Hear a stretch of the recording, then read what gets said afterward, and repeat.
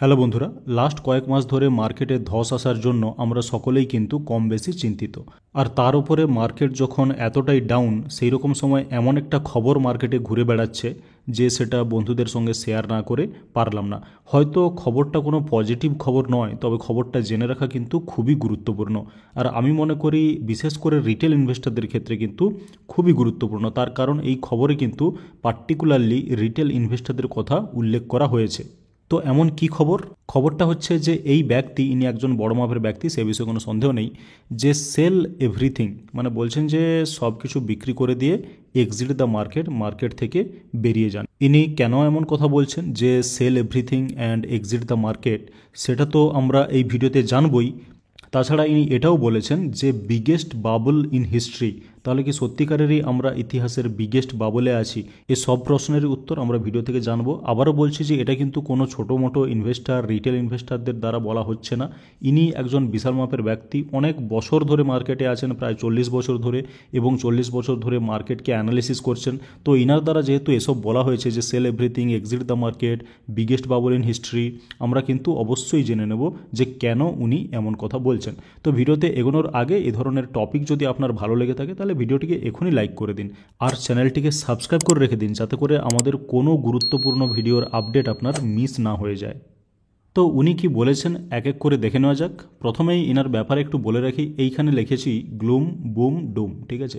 তো ইনি অ্যাকচুয়ালি একজন বড় মাপের ব্যক্তিত্ব। আর এই গ্লুম বুম ডুম এর মানে কি, সেটার জন্য আপনাকে ওদের ওয়েবসাইটে নিয়ে আসছি। এখানে লেখাটা দেখতে পাচ্ছেন যে এইখানে দেখুন gloomboomdoom.com, ঠিক আছে? তো এখানে অনেক রিসার্চ রিপোর্ট আপনি পেয়ে যাবেন। আর এই ব্যক্তি, ইনি কিন্তু এখানে রিপোর্টের এডিটার, ঠিক আছে? ইনার অনেক রিপোর্ট পেয়ে যাবেন। তবে আজকে যেটা নিয়ে কথা বলছি সেটা কিন্তু এখানে কিন্তু পাবলিশ হয়নি।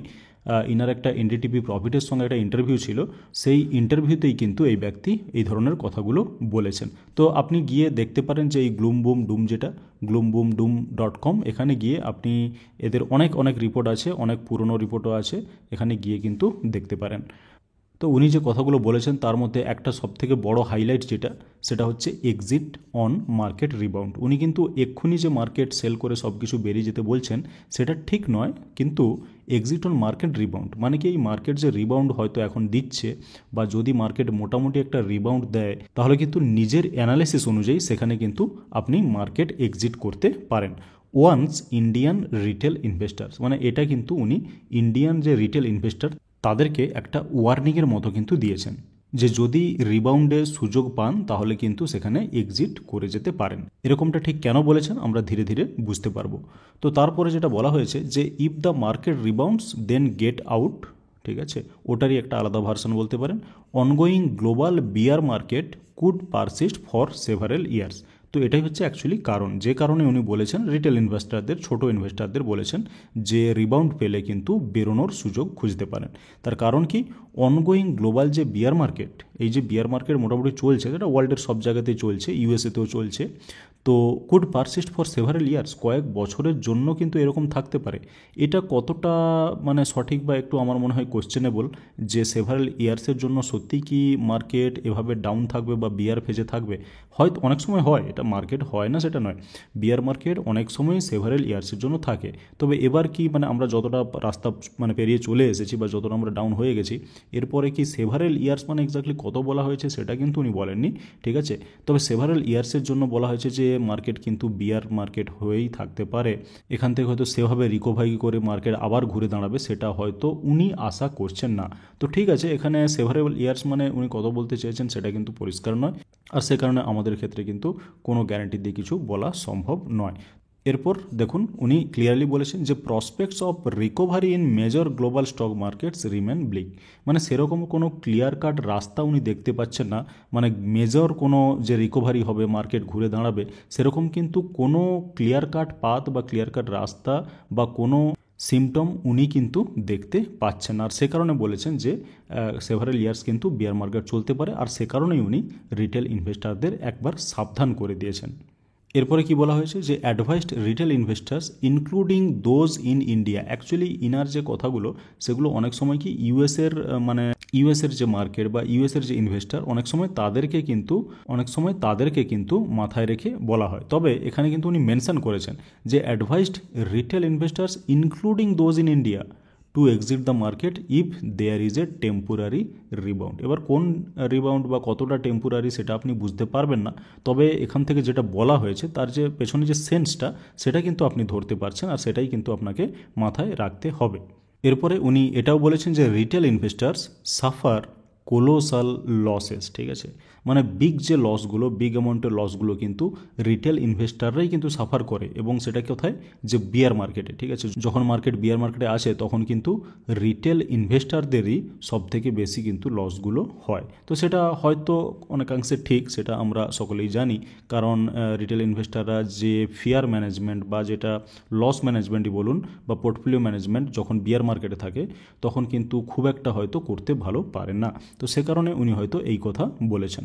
এরপরে বলেছেন যে retail investors in both the United states and India contributed significantly to last years stock market rally, মানে 2024 ধরুন ওই সেপ্টেম্বর পর্যন্তই যদি আমি ধরি, তাহলে ততদিন পর্যন্ত যে ইন্ডিয়ান স্টক মার্কেটে বা ইউএস স্টক মার্কেটে যে র্যালিটা চলছিল, উনি বলেছেন যে retail investors in both United States আর ইন্ডিয়া দুটোতেই কিন্তু রিটেল ইনভেস্টাররা কিন্তু সিগনিফিক্যান্টলি কন্ট্রিবিউট করেছে, মানে রিটেল ইনভেস্টাররা এক ধরনের মার্কেটকে কিন্তু ফুয়েলিং করেছে।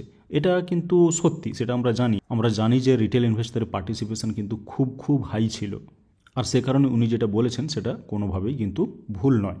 এরপর বলেছেন কি যে many of them enter speculative trades without much deliberation. অবশ্যই ঠিক যে যখন কোনো রিটেল ইনভেস্টাররা মার্কেটে আসে ইনভেস্ট করার জন্য, সেখানে কিন্তু বেশিরভাগ সময় স্পেকুলেটিভ ট্রেডিং করা হয়, যে হ্যাঁ এটা উপর দিকে যাবে। স্পেকুলেটিভ ট্রেডিং বলুন বা ইনভেস্টমেন্টই বলুন, সেখানে কিন্তু মার্কেটে মোটামুটি একটা গেস করে টাকা লাগানো হয়, বা যেগুলো হাই ফ্লাইং মানে যেগুলো দৌড়চ্ছে সেগুলোতেই কিন্তু টাকা লাগানো হয়, আর সে কারণে কিন্তু হয়তো পরে সেটা সাফারও করতে হয়। তবে হ্যাঁ, রিটেলদের মধ্যে এই ধরনের একটা মানসিকতা আছে, যেগুলো উড়ছে একদম মার্কেটে সেগুলোতেই আমরা টাকা লাগাবো, তাহলে কি হবে, মোটামুটি প্রফিট এবং খুব কম সময়ের মধ্যে হবে। তো সে ধরনের একটা কথা ইনি বলতে চেয়েছেন যে স্পেকুলেটিভ যেগুলো সেগুলোই কিন্তু আমরা করি, খুব একটা কিন্তু অ্যানালিসিস করি না, কারণ অ্যানালিসিস করতে আমাদের টাইম লাগে এবং আমাদের কোনো কিন্তু ইচ্ছেও থাকে না। এরপরে লাস্ট সামার মানে 2024 যে সামারের কথা বলেছে, there was high participation of retail investors in the US market. আমরা যেটা মেনলি নিয়ে কথা বলি সেটা হচ্ছে ইন্ডিয়াতে রিটেল ইনভেস্টার কী করছে, ঠিক আছে, এটা কিন্তু শুধু ইন্ডিয়ানদের জন্য নয়, এটা কিন্তু ইউএস মার্কেটের ক্ষেত্রেও সত্যি। ইউএস মার্কেটেও কিন্তু রিটেল ইনভেস্টার যারা, তারা কিন্তু মানে মোটামুটি একই ধরনের বিহেভিয়ার শো করে, শুধুমাত্র ইন্ডিয়ান নয়। তো সে কারণে উনি বলেছেন হয়তো যে last summer there was very high participation of retail investor in the US market, ঠিক আছে। আর দেখুন the same happened in India, many of these investors have no clue. একই জিনিস ইন্ডিয়াতে হয়েছে, সেটা উনি ভালো করেই জানেন, আর many of these investors have no clue যে বিয়ার মার্কেট কখন আসতে পারে, কিভাবে আসতে পারে, বা বিয়ার মার্কেটে কী করা উচিত, বা রিটেল ইনভেস্টাররা যেখানে টাকা লাগাচ্ছে সেখানে কি আদৌ কোনো ক্লু আছে যে কেন লাগানো হচ্ছে বা কী ধরনের কী তার পেছনে যুক্তি আছে, সেটা কিন্তু অনেক সময় থাকে না। তো সে কারণে এরকম একটা কথা কিন্তু বলা হয়েছে। এরপর high risk bets on Nvidia. এখানে এনভিডিয়া কেন বলা হয়েছে, তার কারণ হচ্ছে এই যে আর্টিফিশিয়াল ইন্টেলিজেন্সের একটা বুম আসছে, মানে এআই চিপ মেকিং যেটা, তো সেই যে বুম আসছে সেই বুমে কিন্তু এনভিডিয়া মানে বিশাল হাইলি ভ্যালুড হয়ে গেছে, সেটা কিন্তু সত্যি। এবং টেসলা বলা হয়েছে, টেসলা মানে কি, এখানে ফোকাস যেটা করা হয়েছে সেটা হচ্ছে ইলেকট্রিক ভেহিকেল বা ধরুন এই অটো ড্রাইভিং যেটা ভেহিকেল, সে কারণে কিন্তু এখানে টেসলার নাম করা হয়েছে। তারপরে বলা হয়েছে বিটকয়েন। বিটকয়েন মানে বুঝতেই পারছেন যে ক্রিপ্টোকারেন্সির কথা বলা হয়েছে, যে bitcoin as the primary drivers of speculative trading. এই ধরনের স্টকগুলো বা এই ধরনের ইনভেস্টমেন্টগুলোকে উনি একেবারেই স্পেকুলেটিভ ট্রেডিংয়ের যে প্রাইমারি ড্রাইভার সেটা হিসেবে দেখেছেন। এটা কিন্তু আমি একদম 100% একমত। আর উনি যেটা বলেছেন যে বাবল যেটা, সেই বাবলের পেছনে কিন্তু এই ধরনের স্টকগুলো বা এই ধরনের ইনভেস্টমেন্টের অপশানগুলো কিন্তু দায়ী। এগুলো হাইলি ভ্যালুড হয়েছে এবং সেখানে হিউজ লোকে ইনভেস্টমেন্ট করেছে, এবং সে কারণে এই ধরনের জায়গাগুলোতে কিন্তু একেবারে বাবল তৈরি হয়েছে। আর সে কারণে বাবলের যে এনার যে কনসেপ্টটা সেটা কিন্তু আমি পার্সিয়ালি অবশ্যই সাপোর্ট করছি। আবার যেটা বলা হয়েছে যে over the past 2 months the trend has reverse. অবশ্যই ট্রেন্ড যেটা রিভার্স করেছে আমরা সকলেই জানি, উইথ টেসলা ডাউন অ্যারাউন্ড 30% আর এনভিডিয়া হচ্ছে মোর দেন 70% কিন্তু ডাউন হয়ে গেছে। আমার মনে হয় এনভিডিয়া হয়তো আরও বেশি ডাউন হতে পারে, উনি সেটা বলেছেন যে এরকম একটা কিছু ফিগার।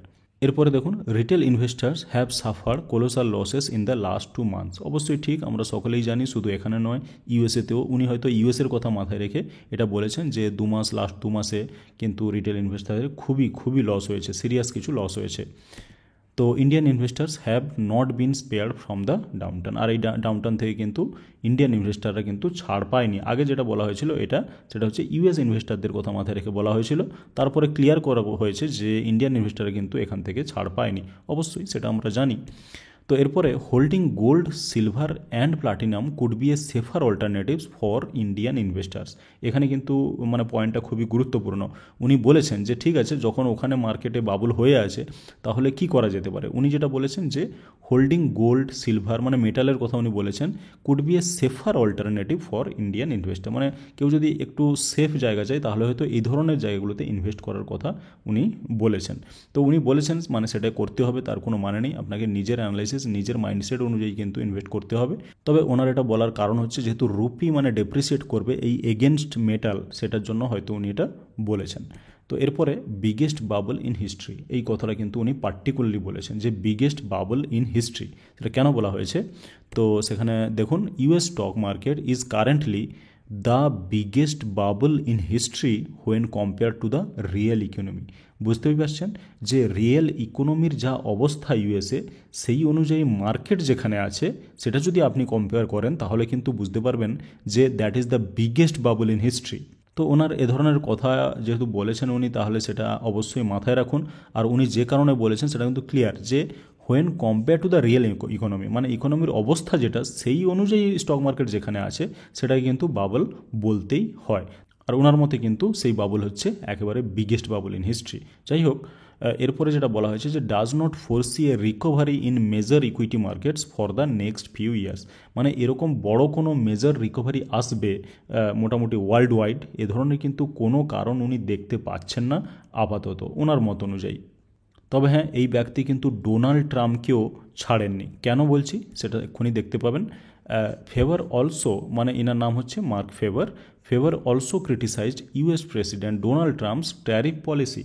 মানে ডোনাল্ড ট্রাম্পই বলুন বা ডোনাল্ড ট্রাম্পের ট্যারিফ পলিসি বলুন, এটা কিন্তু খুবই ক্রিটিসাইজ করেছেন উনি। এবং ক্রিটিসাইজ করে কি বলেছেন দেখুন, মানে আপনার হাসি পেতে পারে, যে the worst economic intervention you can dream about. মানে আপনি স্বপ্নেও এরকম ওয়ার্স্ট ইকোনমি ভাবতে পারেন না যেটা ডোনাল্ড ট্রাম্প এখন করছে। তো ডোনাল্ড ট্রাম্পকে উনি পুরো একেবারে তুলোধনা করেছেন আর বলেছেন যে ওয়ার্স্ট ইকোনমিক ইন্টারভেনশন। তো সে কারণে বুঝতেই পারছেন উনি অ্যাকচুয়ালি পার্টিকুলারলি আমেরিকান মার্কেটে ফোকাস করেন এবং আমেরিকার মার্কেটকে মাথায় রেখে কথাগুলো বলেছেন। তবে হ্যাঁ, উনি ইন্ডিয়াকে কিন্তু পার্টিকুলারলি মেনশন করেছেন, তার কারণ যেহেতু উনি এনডিটিভি প্রফিটের জন্য মানে ইন্টারভিউটা দিচ্ছিলেন, সেখানে অবশ্যই কিন্তু ইন্ডিয়ার কথা আসবেই। তবে মোটামুটি বোঝা যাচ্ছে ওনার কথাবার্তা থেকে যে ইউএসের যে ইকোনমি সেটা কিন্তু ভালো জায়গাতে নেই। আর ইউএসের ইকোনমি যদি ভালো না থাকে তাহলে কিন্তু তার নেগেটিভ প্রভাব পুরো মার্কেটে পড়তে পারে। তো যাই হোক, ইনি যে কথাগুলো বলেছেন আমি আপনাদের সঙ্গে শেয়ার করলাম। এটা যে উনি বলেছেন মানে হবেই তারও কোনো মানে নেই, বা উনি বলেছেন মানে আপনাকে মেনে চলতে হবে তারও কোনো কথা নেই। তবে যেহেতু উনি এতগুলো কথা বলেছেন তো সেগুলো আমাদের নলেজের জন্য অন্তত জেনে রাখতে কোনো অসুবিধা নেই।